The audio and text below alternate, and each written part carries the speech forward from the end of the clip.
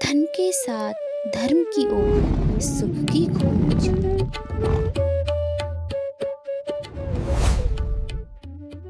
इस दुनिया में दो व्यक्तियों के लिए विशेष बात कही गई है।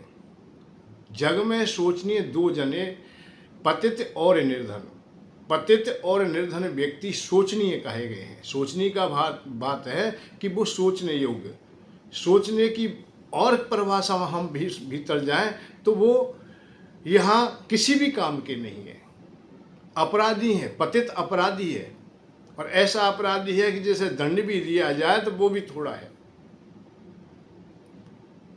पतित रास्ते से जो भटक जाता है उसे पतित कहते हैं। जो मार्ग से भटक गया है, ब्राह्मण होकर के शूद्रों जैसे कार्य करने लगे, अर्थात अपनी जो हमारी ब्राह्मण की क्रिया है उन्हें छोड़ दे, क्षत्रिय हो गए, क्षत्रिय धर्म से पतित हो जाए, ब्राह्मण होकर वैश्य से हो जाए। पतित व्यक्ति के लिए इस दुनिया में कोई स्थान नहीं होता है। वे सोचनीय हो जाते हैं कि सोच के योग्य हो जाते हैं। और दूसरा कौन है? वो है निर्धन व्यक्ति। जग में सोचनीय दो जगह जने, पतित और निर्धन, अर्थात निर्धन व्यक्ति भी सोचनीय है। अब यहाँ बात आती है कि निर्धन को सोचनीय क्यों कहा गया? भाई अपराधी है, बच्चों का वध करने वाला है, गर्भपात करने वाला है, गर्भ शिशु की हत्या करने वाला है, स्त्रियों का वध करने वाला है, ब्राह्मणों का वध करने वाला है, अपने शरण में आए हुए का वध करने वाला है, उसको हानि करने वाला है, दूसरे के धन का हरण करने वाला। इस प्रकार के जो अपराधी होते हैं, भाई ये बहुत ऐसे जिसको विश्वास किया जाए उस धोखा दे दिया जाए, मित्र बना करके धोखा दे दिया जाए, इस प्रकार के जो होते हैं वो पतित अर्थात अपराधी सोचनीय व्यक्ति होते हैं। जैसे रामायण में आती है कि जब मतलब सोचनीय की बात आती है कि न राजा वो सोचनीय है जो नीत न जाने, ब्राह्मण वो है जो अवश्य खा ले, अर्थात वेदों से गिर जाए, परंपराओं से गिर जाए, नारी वो है जो दूसरे परपतियों के पास में पहुंच जाए, अर्थात वहाँ है अपने मर्यादा को तोड़ दे। तो इस प्रकार की स्थिति आती है। परंतु मेरी समझ में ये नहीं आया है, शास्त्र कहता है, पुराण कहता है कि निर्धन भी ऐसा ही व्यक्ति होता है। अगर निर्धनता तो कहीं भी आ सकती है, पर सोचनीय कैसे हो गया? हाँ, इसी पर थोड़ा सा हम ध्यान देंगे कि वो उससे सोचनीय क्यों कहा गया। निर्धन व्यक्ति को सोचनीय इसलिए कह दिया गया है कि उसको भी कहीं भी शांति का मार्ग नहीं मिलता, उसका भी कोई पतवार नहीं होता है। निर्धन व्यक्ति को जितनी पीड़ा होती है उतनी सोचनीय, अतः अपराधी को जितनी पीड़ा है उससे कई गुनी निर्धन व्यक्ति को भी पीड़ा का अनुभव होता है, अतः पीड़ा प्राप्त होती है। क्योंकि वो जहाँ जाए, जिस अवस्था में जाए, जहाँ मजदूरी करे, जहाँ टहल करे, जहाँ जीविका के साधन बटोरेगा, सब जगह अपमान होगा। भूख भी उसे सबसे ज़्यादा ग्रास बनाए होगी, क्योंकि भोजन नहीं है, वस्त्र नहीं है, रहने के लिए मकान नहीं है। अर्थ जब टूट जाता है और टूटते टूटते उस अवस्था पे आ जाए कि ऋणी भी हो जाए, तो उस समाज के बीच में भी रहना बड़ा कठिन हो जाता है। सब लोग उसे दुत्कारने लगते हैं, हीन दृष्टि से देखने लगते हैं। वो चाहे सत्य बोल रहा हो फिर भी उसकी वाणी को असत्य मान लिया जाता है। तो निर्धन व्यक्ति भी सोचनीय की अवस्था में आ जाता है कि बलशाली होते हुए भी बलहीन हो जाता है, ज्ञानवान होते हुए भी ज्ञानहीन हो जाता है, और शक्ति होते हुए शक्तिहीन हो जाता है। ये तो हम लोग शास्त्र पुराणों से भी कुछ अनुभव कर सकते हैं। बड़े बड़े लोग जो धन चाहने के बाद में और साधारणता से नीचे आ गए, और बहुत साधारणता से नीचे आ गए। पांडव लोगों को हम लोग देखते हैं, जब धन छिन गया उनका तो बहुत अपमानित हुए, और इतने अपमानित हुए जिसकी कोई सीमा नहीं है। अपमान की भी चरम सीमा कहीं देखी होगी तो महाभारत में देखने को मिलेगी। भरी सभा में राजा लोग बैठे हैं, वृद्धजन बैठे हैं, समझदार बैठे हैं, ऋषि लोग बैठे हैं, राजऋषि लोग बैठे हैं, उनके बीच में उनका अपमान हुआ। उनके बीच में एक नारी का अपमान हुआ, उनकी पत्नी का अपमान हुआ। और वो लोग हैं जिनके पास में सामर्थ्य है, शक्ति है। इतनी शक्ति होते हुए पत्नी का अपमान हुआ। कब हुआ? जब निर्धनता आ गई, अर्थात धन छिन गया। उससे पहले किसी ने हाथ नहीं लगाया द्रौपदी से। द्रौपदी से हाथ तब लगा जब वो निर्धन हो गए थे। धन की शक्ति बहुत भारी है। पद की शक्ति कमजोर नहीं है। जैसे आज हम देखते हैं धराधाम में वोट की शक्ति बहुत बड़ी शक्ति है। जब पद होता है किसी के पास तो वो बहुत बहुत शक्तिशाली हो जाता है। तो निर्धनता दुख देती है। निर्धनता दुखड़ा बड़ी पातकी माने बोलो। निर्धनता दुखड़ा देती है, पातकी कहा जाता है, अपराधी कहा जाता है। और मानव सवरी समाज का अपराधी हो गया। जिनका अपराध नहीं किया है, जिन्होंने कुछ उन्हें दिया भी नहीं है, वो भी उसे अपराधी मान लेते। वो भी अरे दूर दूर दूर दूर दूर, हर वाणी में उसको तिरस्कार किया जाता है, हर प्रकार से किया जाता है। ये निर्धन व्यक्ति की बात है। और ऋणी हो जाए तो फिर कहना ही क्या है। ऋण बढ़ जाए, ऋण के ऊपर खूब हो, फिर नहीं उसका कोई पतवार है। आज हम देखते हैं समाज में बहुत लोग ऋण के ग्रास बने हुए हैं अर्थात दास बने हुए हैं। चारों ओर हम एक व्यक्ति को छोड़ करके जब दूसरे व्यक्ति की ओर चलते हैं, कहीं भी भीड़ में से पकड़ लेना, कितने भी लोग सत्संग सुन रहे हो, जहाँ ज़्यादा भीड़ हो उनमें से भी देख लेना, कोई ना कोई किसी न किसी प्रकार से ऋणी है। अड़ोसी का है, पड़ोसी का है, रिश्तेदार का है, साहूकार का है, यहाँ तक सरकार का तो है ही है, बैंक का है। और कितने लोग ऐसे हैं जो कि ऋण देने में सहजता नहीं पाते, बड़ी कठिनाई होती है ऋण को देने में। इतनी उनकी पगार नहीं होती या इतना व्यवसाय नहीं कर पाते, धनोपार्जन नहीं कर पाते कि ब्याज भी देना है और हमें ऋण भी पूरा करना है। ये दोनों चीज एक साथ नहीं हो पाती, बड़े कठिन होता है। तो वो लोग जब टूटे होते हैं, हारे होते हैं, उस समय उनकी पीड़ा ऐसी असहनीय होती है कि वही अपने मुंह से बखान करें तो भी हो सकता है उस पीड़ा का बखान ना कर पाए। क्योंकि पूरे दिवस दिन निकलता है, प्रातः काल होते ही बेचैनी प्रारंभ हो जाती है। सामने से कोई पैसे वाला आ जाता है जिसका पैसा है तो शरीर से प्राण निकल जाते हैं। शरीर में प्राण रहते नहीं, देखते ही, नाम सुनते ही, आज तो फोन दूरसंचार है, फोन आते ही घबरा जाता है, थर थर कांपने लगता है। शरीर में जैसे हजारों बिच्छुओं ने एक साथ डंक मार दिया हो, क्योंकि ऋण दे नहीं पाता है, बड़ा कठिन हो जाता है। वो अवस्था बड़ी दयनीय होती है। तो यहाँ इसलिए ये कहा गया सोचनीय, तू सोचने के योग्य है, तू निर्धन है, तू ऋणी है, कर्जदार है, तो सोचनीय है, तू सोचने के योग्य है। हमेशा ये बात ध्यान रखिए, हम सत्संग सुने, हम समाज की बात सुने, सब काम करें, भाई जीविका के साधन को पुष्ट अवश्य करें। आलस्य छोड़ के अपने जीविका के साधन है उनको करें। और दूसरी बात है कि आध्यात्मिक क्षेत्र के बगैर हमारा जीवन सुखमय नहीं होता है। भाई सुबह जगें, अपना व्यायाम करें, अपना काम करें, स्वास्थ्य को बढ़िया रखें और अपना काम निश्चित करें। जब काम करेंगे जीविका के साधन पुष्ट होंगे तुम्हारे। अरे भगवान से सुबह प्रार्थना करके जाइए कि आज हमारी जीविका के साधन बढ़िया हो, हमारा दिन अच्छा व्यतीत हो। बस इतनी तो बात है भाई। उपासना पूजा का भाव क्या है, यही बात है। दो प्रकार की पूजा है, तुम परिपूर्ण हो, संपन्न हो, तुम्हारे पास अर्थव्यवस्था अच्छा है, परिवार ठीक है, तो भगवान से धन्यवाद कहना, भगवान हमारा जीवन बहुत अच्छा व्यतीत हो रहा है, ऐसी कृपा हम पे बनाए रखें। यदि अभाव है तो भगवान हमसे हम जो कष्ट में हैं ये कष्ट से हम दूर हो जाएं।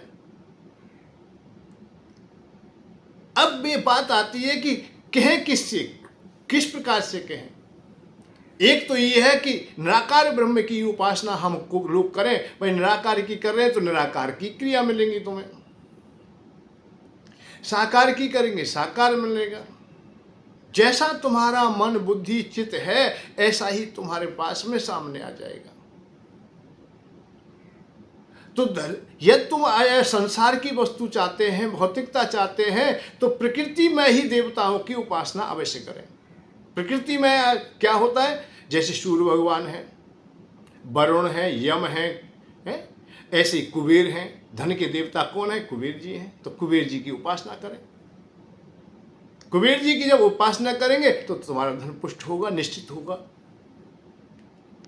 अधूरापन क्या है कि हम देवताओं की पूजा नहीं करते, हम अपने नियमावली को सही प्रकार से नहीं कर पाते।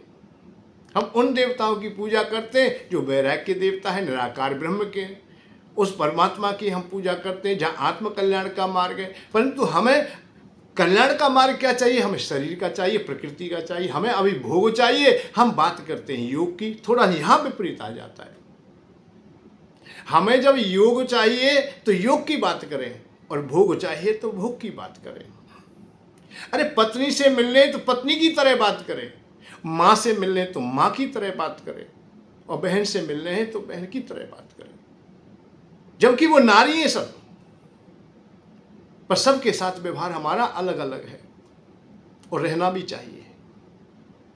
अब एक जैसा ही व्यवहार करें तो वहां भी विपरीतता आएगी, फिर विपरीतता भी हो जाएगी। बहन से पत्नी जैसा व्यवहार करने लगे, माँ से बहन का करने लगे, उल्टा सीधा कर दे तो भी काम खराब हो जाएगा। इसलिए जो जैसा है वैसा ही करें। जब हमें भोग की जरूरत है तो भोग की बात करें, और योग की आवश्यकता है तो योग की बात करें। हमें कुबेर भगवान की आवश्यकता है तो कुबेर भगवान की उपासना करें, और परमात्मा परम ब्रह्म परमात्मा की आवश्यकता है तो उनकी करें। देवताओं की जब आवश्यकता है, हमें आज वस्तु चाहिए कोई, भाई हम बाजार में गए, बाजार में हमें जो वस्तु चाहिए उस दुकानदार से बात कीजिए। अब आप लोग विपरीत जाने लगे तो भटकते रह जाओगे, बाजार में बहुत बड़ा बाजार है, खो जाओगे। भाई जो सामान तुम्हें चाहिए, जो सामान तुम्हें लेना है, उस दुकानदार के पास पहुंच जाइए और वहां से सहजता से वो सामान मिल जाएगा तुम्हें। ऐसे ही धन के देवता कुबेर भगवान है, तो कुबेर भगवान की उपासना आप करें और उससे आप लोग जुड़ें तो आपको सार्थकता मिलेगी, आपको समझ सिद्धियाँ प्राप्त होंगी, आप निर्धनता से दूर होंगे, आपको धन प्राप्त होगा, ऋण से मुक्त होंगे। कब? जब आप लोग कुबेर भगवान की उपासना करेंगे अर्थात उनसे जुड़ेंगे। अब बहुत लोग कहते हैं कि हमने तो कभी सुना भी नहीं है, हमने कभी पूजा नहीं की है, हम अनभिज्ञ हैं। तो उसके लिए सरल मार्ग ये है कि आप लोग हमसे संपर्क बना लीजिए, जुड़ जाइए। भाई हमारी संस्था या हमारे आश्रम में वर्षों से निरंतर कुबेर भगवान की उपासना चलती आई है। बहुत समय हो गया है, 27 साल से लगातार हवन की जो क्रिया है वो निरंतर है, अखंड ज्योति निरंतर है, कुबेर भगवान की उपासना निरंतर होती है, अर्थात रोजाना हवन होता है उनके लिए। उनमें कुबेर भगवान की उपासना भी है, और जैसे जैसे देवताओं की आवश्यकता है उनके लिए, सबके लिए आहुति दी जाती है। तो आप भी सहभागी हो सकते हैं इसमें, और सहभागी होने के लिए कोई विशेष खर्चा नहीं। ये मैंने पहले और इशारा किया था एक दिन कि आप लोग इसलिए भी परेशान हो जाते हैं कि हम वो नहीं शुल्क दे पाएंगे, ज़्यादा कोई ना कोई शुल्क होगा। हमारे पास कोई शुल्क नहीं है, सब निःशुल्क है, क्योंकि इस प्रकृति में भगवान ने बहुत चीज़ निःशुल्क दी है। पर निःशुल्क में भी शुल्क होता है, ये अलग विषय है। जैसे हवन के लिए घी चाहिए, अब हो गया शुल्क। सामग्री चाहिए, हो गया शुल्क। भाई पूजा का सामान चाहिए, ये तो बाजार से आएगा। तो 1.25 किलो घी, 1.25 किलो सामग्री, पूजा का सामान है, और 10, 20, 50, 100 रुपये आप लोग आचार्य की दक्षिणा दे दें, बस हो गया काम। और ये पूजा पद्धति तुम्हारी 1 साल चल सकती है और चलती है। 1 साल के लिए हम लोग अपने आश्रम में आप लोगों को जोड़ लेते हैं। 1 साल तुम्हारी पूजा चलेगी, हवन चलेगा, यज्ञ चलेगा, अखंड ज्योति चलेगी, और वो किसमें? 1.25 किलो घी, 1.25 किलो सामग्री। बहुत सरल। 100 ग्राम घी आप लोग 1 महीना में दे दें, 100 ग्राम सामग्री दे दें, 10-20 रुपये दे दें, इतनी की आवश्यकता होती है। इसी से देवता खुश हो जाते हैं, और आपके सहयोग से, अनेक लोगों के जुड़ने से उसी में काम चल जाता है। और उसका जब प्रतिफल प्राप्त होता है, हमें आशीर्वाद मिलता है, उससे एक सिद्ध यंत्र होता है, वो तुम्हारे यहाँ निःशुल्क भी दिया जाता है। कुबेर भगवान की फोटो दे दी जाती है, वहाँ आप लोग स्थापना करें, यंत्र की स्थापना करें, और साधारणता से पूजा करके अपने काम को करें। आप जल्दी से जल्दी ही, बहुत तीव्रता से आपकी अवस्थाएं सुधर जाएंगी। जो व्यवसाय टूटे पड़े हैं, जो तुम्हारे काम अधूरे हैं, वो सब पूरे होंगे। आप ऋणी हैं तो ऋण से मुक्त हो जाएंगे। ये सुगम उपाय है। केवल हम समझें, हमें ज़्यादा नहीं करना, ना भाग दौड़ करना है। हमने ऐसा भी नहीं है कि हमने प्रयत्न नहीं किया, प्रयत्न करते हैं, हम सब लोग प्रयत्न करते हैं। आपने बहुत प्रयत्न किया है, धन्यवाद है आपके लिए। ऐसा नहीं कि आपने कथा नहीं सुनी, ऐसा नहीं कि आपने कुछ किया नहीं है, सब काम किया है तुमने। परंतु बात इस बात की है कि जो काम तुमने किया है वो विपरीत कर लिया है। मेहनत तो की है आपने, ऐसा नहीं मेहनत नहीं की है। सत्संग सुना है, धार्मिकता तुम्हारे हृदय में है, भक्ति तुम्हारे हृदय में है, श्रद्धा तुम्हारे हृदय में है। आप समय निकाल के गए भी हैं, दान पुण्य भी किया है, सब काम किया है, पर लाभ ना मिला, ये अधूरापन रह गया। वो कारण क्या था कि असमय में काम किए थे, विपरीत काम किए थे। जब हमें भोग चाहिए था, हमने योग की बात सुनी, हमने वैराग्य की बात सुनी, हमने ज्ञान की बात सुनी। हमें अभी कन्या का विवाह करना है, वहाँ हम त्याग की बात सुन रहे हैं, हम वैराग्य की बात सुन रहे हैं, निराकार ब्रह्म की बात सुन रहे हैं। भाई ये बातें जब सुनी जाती हैं जब हमें कोई संसार की भौतिकता नहीं चाहिए, हमारा मान अपमान से भी हमारा चित्त अलग हो गया हो, हाल लाभ से भी परे चले गए हों, अपने पराये से परे हो गए हों, तब हम वैराग्य की बात सुने, बहुत अच्छी लगेंगी। हम वैरागी हों उस समय बहुत बढ़िया लगेंगे। परंतु हम आज वैरागी कैसे हो जाए? आज तो बिटिया की शादी भी करनी है, हमारे ऊपर ऋण है, कर्जा है, अब कर्जा हम दे नहीं पाए, हम वैरागी हो जाए? नहीं, शास्त्र ने ऐसा कहीं भी नहीं कहा है। शास्त्र को जब पढ़ोगे समझ जाओगे। तुमने कहावत सुनी होगी, बहुत लोग कहते होंगे भाई मेरे पास समय नहीं है और मेरे पास तो मरने का भी समय नहीं है। हाँ, ये सत्य है। जब भी अभी तुम्हारे संसार के कर्तव्य जब अधूरे हैं तो मरने के लिए समय कहाँ है? अभी स्वर्ग में जाने का भी समय नहीं है, मोक्ष की बात छोड़िए। अभी तुम्हारे कर्तव्य जब अधूरे हैं तो आप लोग विपरीत मार्ग का अनुसरण कर ही नहीं सकते। स्वर्ग भी अच्छा ना लगेगा जब तुम्हारे हृदय में ये पीड़ा होगी और कर्ज की ऋण की बेला तुम्हारे ऊपर होगी, अर्थात कर्जदार होंगे, आप लोग भूखे होंगे। अरे भूखे भजन ना होए गोपाला, हृदय में जब पीड़ा है तो भजन नहीं होता है। अर्जुन स्वर्गलोक में चले गए, वहाँ समस्त भोगों ने प्राप्त हुए, उर्वशी जैसी अप्सरा भी प्राप्त हुई, परंतु उन्होंने नहीं भोगा। उनके हृदय में पीड़ा थी, लक्ष्य अधूरा था। लक्ष्य केवल यही था कि मैं अपने दुश्मनों का वध करूं, जिन्होंने मेरा अपमान किया है, मेरा धन छीना है, मेरी पत्नी का अपमान किया है, मेरे भाई वन में दर दर की ठोकर खा रहे हैं, मैं यहाँ उर्वशी के साथ में संग करूं, मैं अच्छे अच्छे व्यंजन पाऊं? नहीं, लक्ष्य यही था कि दुश्मनों का वध करना है, हमें अपमान का बदला लेना है, बस यही बात थी। स्वर्ग छोड़ के आ गए। मैं यही बात कह रहा हूं कि जब तक तुम भीतर से सुखी ना होंगे, भीतर से ठीक ना होंगे, तब तक तुम्हें सत्संग भी नहीं लगेगा अच्छा, इसीलिए उसका प्रभाव नहीं होता है। सत्संग कहा है महाराज ने, बहुत अच्छी प्रकार से कहा है, बोला है, पर उन लोगों के लिए बोल दिया है जिनके लिए नहीं बोलना चाहिए था, जिन्हें आवश्यकता थी संसार की वैराग्य की बातें बता दी, उनकी पीड़ा को समझ ना सके, जबकि वो सत्संग सुनने गए ही नहीं थे। उन सत्संग सुनने के लिए नहीं गए, वो अपनी पीड़ा साथ लेके गए थे, और जितनी पीड़ी सबको, पूरी पीड़ा को समेट करके गठरी बांध कर सत्संग में गए थे, क्योंकि किसी से सुना कि समस्त कष्टों को दूर कर देते हैं। तो वो शारीरिक कष्ट भी ले गए, मानसिक कष्ट भी ले गए, और आर्थिक कष्ट को भी साथ में लेके गए,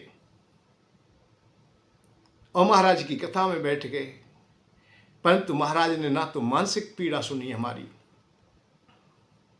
ना हमारी शारीरिक सुनी, और ना आर्थिक सुनी।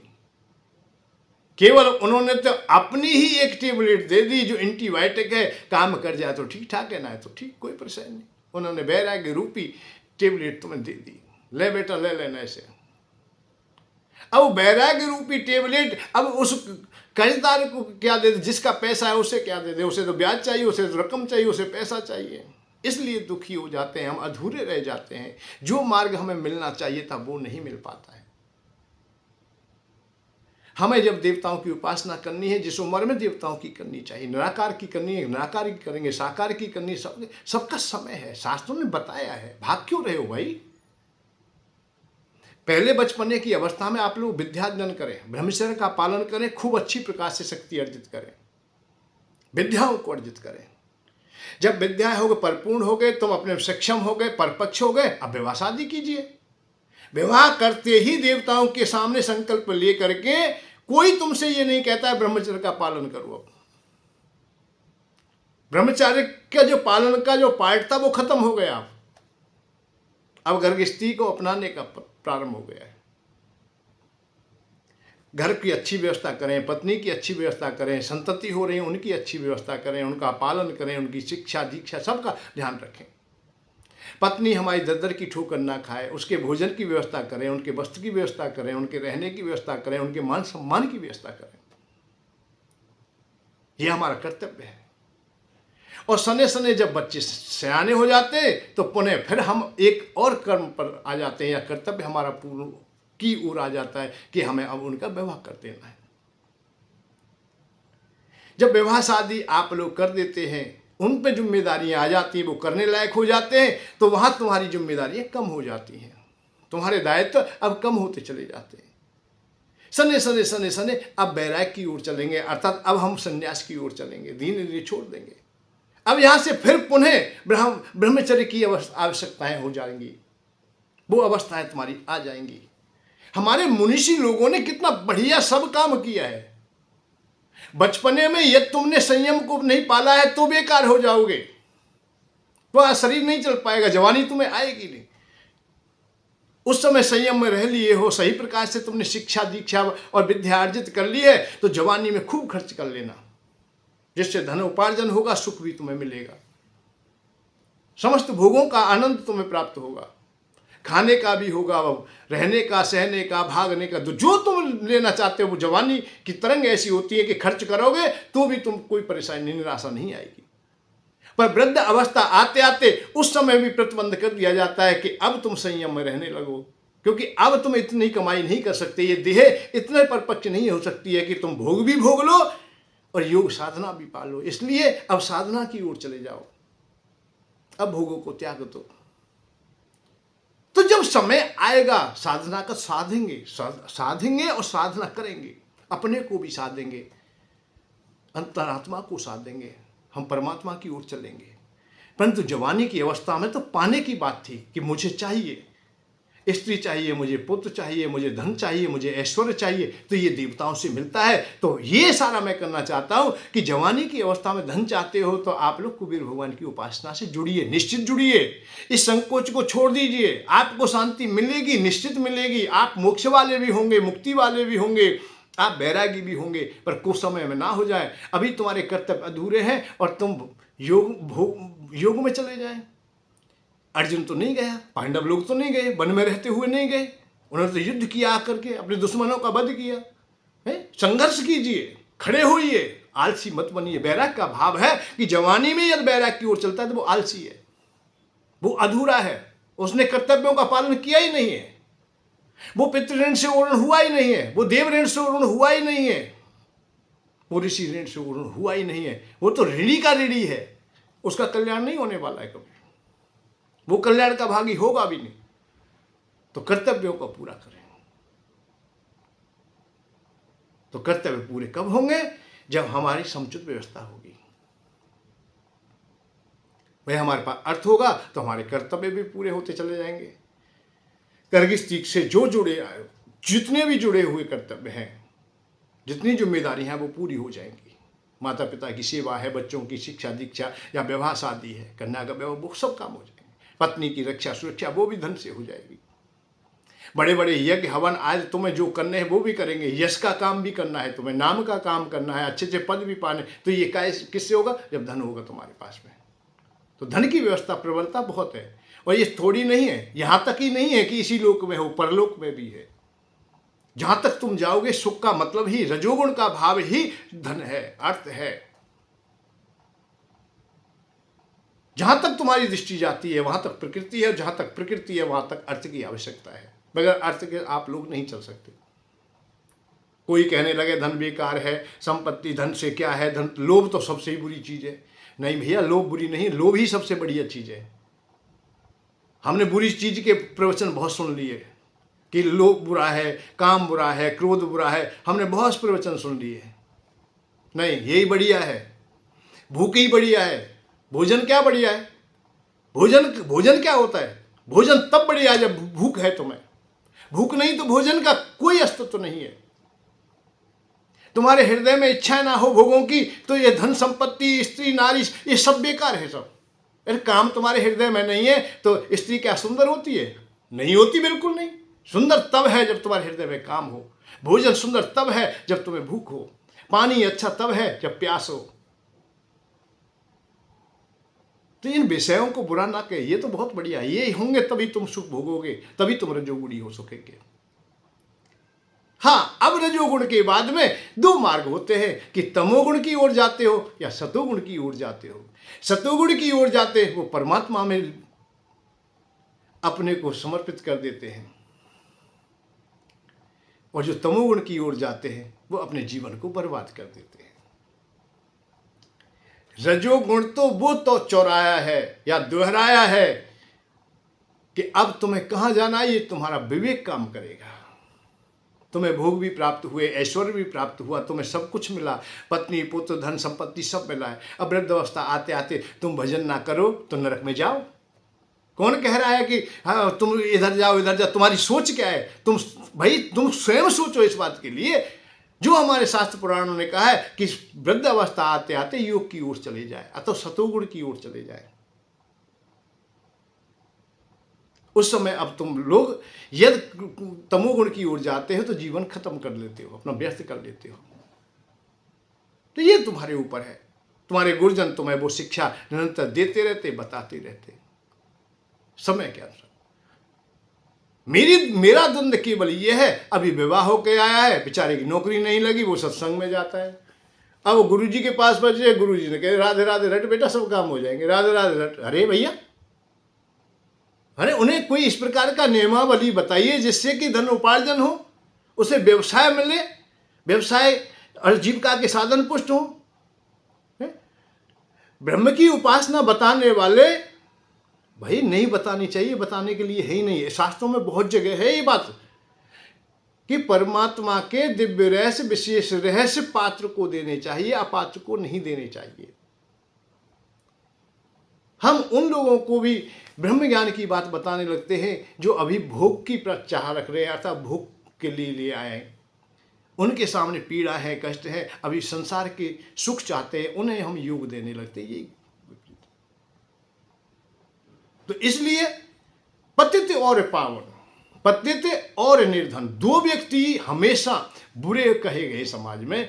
और पतित के दो कहा है, मैं तो ये की कह रहा हूं कि निर्धन को ही कहा है। पतित तो है ही पतित, पर निर्धन को पतित कह दिया है। तू ऐसा ही है, तू भी ब्रह्म हत्यारे के समान है, क्यों तेरे पास धन नहीं है, जैसी दुर्गति उसकी है ऐसी तेरी दुर्गति स्वाभाविक ही हो रही है।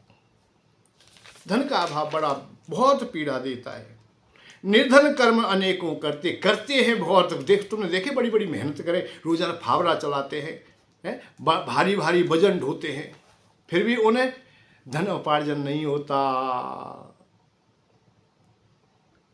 यदि विशेष परिश्रम करने से धन मिल गया होता तो 10,000 हाथियों का बल रखता है भी। बाहुबल से अर्थ मिले तो तपत रसोई भी। बाहुबल से ही, शक्ति से यदि धन मिल जाता तो भैया रसोई को काम करता है कौन? भीम भैया। तो बहुत लोग निर्धन व्यक्ति बड़ी बड़ी मेहनत करते हैं, फिर भी उन्हें धन नहीं मिल पाता। धन बड़ी कठिनाई से मिलता है। और मैं तो एक बात कहूँ, वैसे है तो बात कुछ विचित्र, मैं परंतु अपने अनुभव की कह रहा हूँ। आज के हिसाब से संत महात्मा वक्ता प्रवक्ताओं के हिसाब से विपरीत भी हो सकती है, उसका कोई विशेष लाभ भी नहीं हो सकता है कि भैया यह दुनिया परमात्मा बहुत सहज है मिलना, जबकि सबके परमात्मा नहीं मिल सकते। मेरे जो प्रवचन, मैं अपने जो अनुभव में लाया हूँ, शास्त्र पुराणों से निचोड़ लाया हूँ, परमात्मा मिलना सहज है। परंतु संसार के ये धन मिलना बड़ा कठिन काम है। यदि निर्धनता है, तुम ऋणी हो, ये बड़ा कठिन काम है, बड़ा परिश्रम, बड़ा दिमाग लगाएंगे। रात दिन एक कर देते हैं बहुत लोग, रात दिन धूप में, ताप में, सर्दी में, सब में। और यहाँ तक अवस्था आती है जिन लोगों की टहल नहीं करनी चाहिए उनकी भी करते हैं, अपने नगर का त्यागन कर देते हैं, और यहाँ तक देश विदेश तक पहुँच जाते हैं अर्थ के लिए। अब बताओ भगवान के लिए कौन पहुंच रहा है? भगवान ने तो हर जगह एक ही बात कही है, भैया तू कहूँ मत जाए, तू जहाँ है वहीं हूँ मैं। मरुस्थल में भी हूँ मैं, समुद्र में भी हूँ, वन में भी हूँ, उपवन में भी हूँ, पहाड़ों में भी हूँ, गांव में भी, नगर में भी, यहाँ तक सब में है। जैसे प्रहलाद के सामने कह दिया गया, मैं हर जगह हूँ, ऐसी कोई जगह नहीं है। जल थल अग्नि आकाश पवन में सब जगह मेरी सत्ता है। जड़ में भी हूँ, चेतन में भी हूँ। मया सर्वमिदं व्याप्तम मयि सर्वप्रतिष्ठितम। सिया राम मैं सब जगह जानी, मैं सब जगह हूँ। ये तो भगवान ने हर बार। पर धन सब जगह नहीं है, कहने की बात है। धन सब जगह बड़ा कठिन है मिलना, बड़ी पीड़ा होती, बड़ा कठिनाई से मिलता है। और हमारे पूर्वजों ने भी, हमारे पिता लोग ने भी, और हमने भी बचपन से लेकर आज तक प्रयत्न क्या किया है? धन पाने का प्रयत्न किया है। परमात्मा पाने के लिए माइक पे आने की जरूरत नहीं है, ना तुम्हें सुनाने की आवश्यकता है। ये बहुत बड़े रहस्य है। तो इस बात, इन रहस्यों को समझिए। जब तक आप लोग अर्थ के लिए बहुत नाना प्रकार के उद्यम करते हैं, बहुत प्रयत्न करते हैं, अंतिम पड़ाव मेरा यही है कि धन मिलेगा धन वाले से, धनवानों से। जिनके पास धन है वो धन देंगे। रेत के पर्वत है, वहां से हिमनद नहीं बहते, वहां से जल नहीं बहता है। हिम से हिमनद बहते रहते, धन से धर्म भी बहता है। रेत के जहाँ पर्वत होते, ब्रजवासी नीर बहाता। जहाँ रेत के पर्वत है वहाँ तो आंसू ही आंसू बह सकते हैं, नदियाँ नहीं बह सकती। हिम से हिमनद बहते रहे, हिमालय से नदियाँ बहती रहती हैं। ऐसे ही धन से धर्म भी बहता है। धन तुम्हारे पास है तो धर्म भी बहेगा, सब चीज़ बहेगी, सुख सुविधाएं सब मिल जाएंगे। और धन ना होगा तो तुम पीड़ा में पड़ जाओगे। तो धन की आवश्यकता है, और उन्हीं लोगों से आप लोग मांगे जिनके पास धन है। तो मैं यही बात कह रहा हूँ, कुबेर जी के पास धन है, वो धन के मालिक हैं, धनाध्यक्ष हैं। ये शास्त्रों ने, पुराणों ने, हमारे जो पूर्वज हैं, हमारे जो बाबा लोग हैं, हमारे जो आचार्य पंडित लोग, सब ने कहा धनाध्यक्ष कौन है? वह कुबेर जी हैं। ये सब ने कहा कि धनाध्यक्ष है तो कुबेर जी के। कुबेर के अलावा और कोई धन का मालिक नहीं है। ये कितनी बात ना की, कुबेर भंडारी हैं, कितनी बार ना सुना हमने। परंतु हम उनकी बात मानते नहीं, हमने माना ही नहीं। हम तो ब्रह्मज्ञानी बन गए। हम तो पैदा ना हुए उससे पहले ब्रह्म की बात करते हैं। हमारी दाढ़ी में थोड़ी बड़ी नहीं, हम ब्रह्म और ऋषि बन गए, बड़े बड़े बन गए, आंख बंद कर ली। परंतु उनके जब गहराई में जाकर के आप कभी टटोल के देखोगे और नीचे चले जाओगे ना भीतर उनके हृदय तक, थोड़ा सा पहले पहुंच के देख लीजिए। जो बैराग की बात कर रहा है वो लोभी है, बहुत महालोभी, लोभ में अंधा हो गया है वो। अब मैं क्यों कह रहा हूं? उन गुरुजनों से, उन बैराग के प्रवचनों से, उन ज्ञानियों से, उन ब्रह्म ऋषियों से क्यों कह रहा हूं? क्योंकि वो बात तो बैराग की करते हैं, त्याग की करते हैं, पर धन बटोरने में निरंतर लगे होते हैं। इतने लोभ में डूब गए कि एक झुपड़िया से काम नहीं चला। अनेकों झुपड़ियां बनाई और झुपड़ियाओं से महल बनाए। एक नगर में नहीं बनाए, एक आश्रम, एक नहीं कि एक तीर्थ में बना दिया हुआ। वृंदावन में भी है, अयोध्या जी में भी, काशी में भी है, जहाँ तक जाए हरिद्वार में भी। मैं बोलने बेचारे जिस शहर में जाए, दिल्ली में भी, बम्बई में, जिस शहर में जाए वहाँ भी हमारा आश्रम होना चाहिए, बड़ा हमारा नाम होना चाहिए। वो केवल चंदा मांगने में और नाम में ही लग गए और सत्य नाम को भूल गए, जो परमात्मा का नाम है उसे तो भूल चुके हैं बहुत पहले। तुम्हें त्याग की परिभाषा बता रहे हैं, वो महालोभी हैं, लोभ में अंधे हो चुके हैं, पागल हो चुके हैं वो लोग। और उनसे तुम बैराग की बात सुनो तो कहाँ तुम्हें वैराग्य मिलने वाला, कहाँ तुम्हें शांति मिलेगी? शांति मिलेगी, सुख मिलेगा, सब सुविधाएं मिलेंगी, ये कुबेर भगवान से मिलेंगी, देवताओं से मिलेंगी। संसार की, मैं तो एक ही बात फिर कह रहा हूं अंतिम पड़ाव में, यदि आपको संसार के सुख चाहिए तो देवताओं से मांगे, और आत्मा का कल्याण चाहिए तो परमात्मा की उपासना में चले जाइए, बैरागियों के पास चले जाइए। ऐसा भी नहीं उनके पास कुछ नहीं होगा, कुछ ना कुछ तो। जब बैराग की बात कर रहे हैं तो उनके पास चले जाइए। यहां इन प्रवचनों में तो विशेष करके बैराग की बात है नहीं। अब ये अलग विषय है कि तुम्हें स्वतः बैराग प्राप्त हो जाए मेरी बातों को सुनकर, इन लोभ की बातों से भी बैराग मिल जाए, ये अलग विषय है। वैसे मिलेगा तो लोभ की बात से ही, ये भी। और मैं आज पति की बात बताता हूँ तुम्हें, वैराग्य हमेशा लोभ से ही निकलता है। जैसे भूख से भोजन, और भोजन प्राप्त होने के बाद में भूख से वैराग्य, अरुचि। भाई पहले तुम्हें भूख लगी है तो भोजन चाहते हो, कैसे भी भोजन मिले, दौड़ोगे, भागोगे, जो प्रयत्न किया जाएगा वो प्रयत्न करेंगे कि हमें भोजन मिल जाए। और भोजन मिल गया, अच्छा मिल गया, पूरे छक गए। अब सने सने सने सने उसी भोजन से वैराग्य हो जाता है, वो थाली हटाते चले जाते, माने भैया और ले लो भाई कि नहीं। तुम 10, 20, 50, 100 रुपए भी देने लगे तो भी नहीं लेंगे।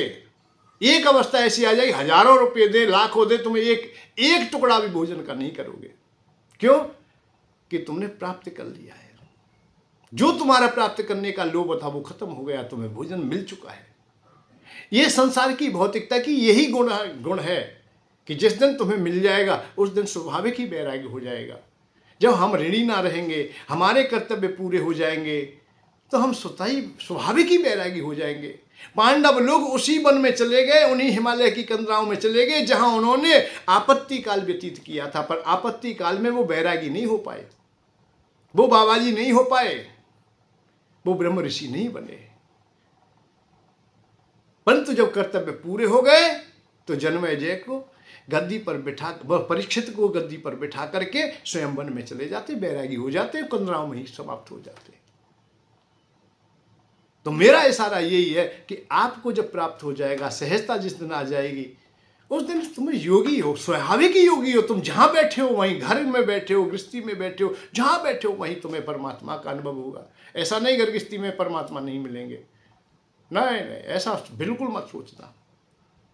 तुम जिस दिन सहज हो जाओगे, मन बुद्धि चित्त पर तुम्हारे पर प्रकृति का बोझ ना रहेगा, संसार का बोझ ना रहेगा, तो उस समय परमात्मा ही तो तुम्हारे मन बुद्धि पर होंगे। और किवदंती सत्य या मति सा गति, जैसी तुम्हारी मति हो जाएगी ऐसी तुम्हारी गति है। फिर तुम भगवान, आज तुम जैसे धन ही धन देखते हो, रात्रि में भी धन चाहिए तुम्हें, दिन में भी चाहिए। भाई ऋण है तुम्हारे ऊपर, कर्जा है तुम्हारे ऊपर, धन की आवश्यकता है तुम्हारे, अभी विवाह शादी करने, कर्तव्य का हमें निर्वाह करना है अभी, तो अभी तो दिखेगा भाई, रात में भी दिखेगा, स्वप्न में भी दिखेगा, हर अवस्था में हम लोग जो काम कर रहे हैं वो अर्थ से संबंधित ही कर रहे हैं, अर्थात भोगों से संबंधित कर रहे हैं, तो वही दिखेंगे। जब उनकी पूर्ति हो जाएगी, जब उनसे निवृत्त हो जाएंगे, तो फिर वो देखना बंद हो जाएगा, आप ही स्वाभाविक ही। परंतु मन तो कुछ ना कुछ देखेगा, फिर वो चीज देखेगा जो नहीं देखा है। वो क्यों नहीं देखा? परमात्मा नहीं देखा है, तो परमात्मा को फिर तुम देखने लगोगे। राग से वैराग की ओर आएंगे, अर्थात संसार के भोगों से तुम योग की ओर चले जाओगे, अर्थात लोभ से आप त्याग की ओर चले जाओगे, आप परमात्मा की ओर चले जाओगे, निश्चित चले जाओगे। पर धैर्य धारण करें, कुसुमा में कुछ ना करें, विपरीत ना करें। अभी हमें संसार की जो क्रियाएं पूरी करनी है, कर्तव्य पूरे करने, उनके लिए अर्थ की आवश्यकता है। तो इसलिए कुबेर भगवान से जुड़िए, कुबेर भगवान से प्रार्थना कीजिए, उनके सत्र से जुड़ जाइए, इस सत्र से जुड़िए। अरे भाई, सत्र से भी नहीं जुड़ पाते हैं, आप अपने में चातुर हैं, आप अपने होशियार हैं, तो भी कुबेर भगवान की एक फोटो रख करके आप उपासना चालू कीजिए, जरूर आवश्यक है उसकी। अब उसमें कोई भी शंका, कोई आप उपासना नहीं समझ पाते, नहीं कर पाते हैं, तो उसके लिए हमसे संपर्क कर लीजिए, अतः हमारे शिविर से जुड़ जाइए, हमारे संस्था से जुड़ जाइए। इसके लिए देने के लिए मैंने पहले ही इशारा कर दिया, बहुत सरल है।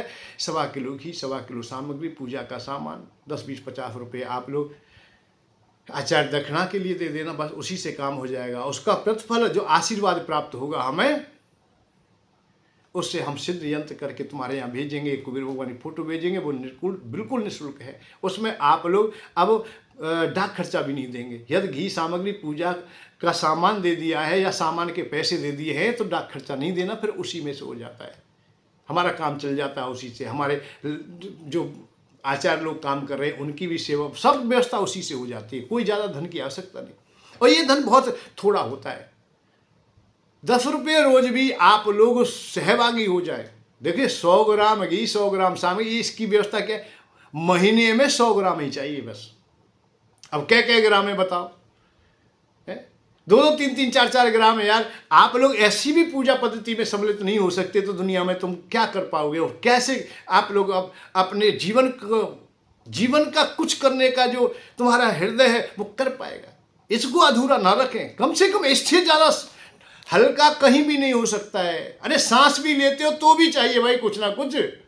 इससे ज़्यादा का तो पानी पी जाते हो फ्री का। तो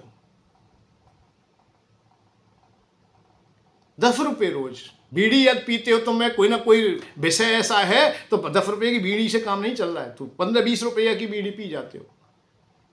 छोटी से छोटी 10 रुपये में आज भिखारी खुश नहीं होता है, और वो भी कुबेर भगवान का यज्ञ हो, वो भी अर्थ के देवता का हो। ये सुगम मार्ग, सहज मार्ग, उसमें सहभागी हुई है।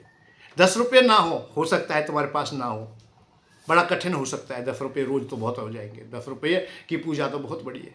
कम कर लीजिए, 9 करिए, 8 कीजिए, 7 कीजिए, 6 कीजिए। अरे 5 रुपया तो दोगे, 5 रुपये भी भाई घी सामग्री वगैरह इसमें सब चीज़ हो जाएगी। पर करें, तुम्हारे पास यदि सामर्थ्य है देने की और दे सकते हैं तो 10 रुपये की पूजा कराइए।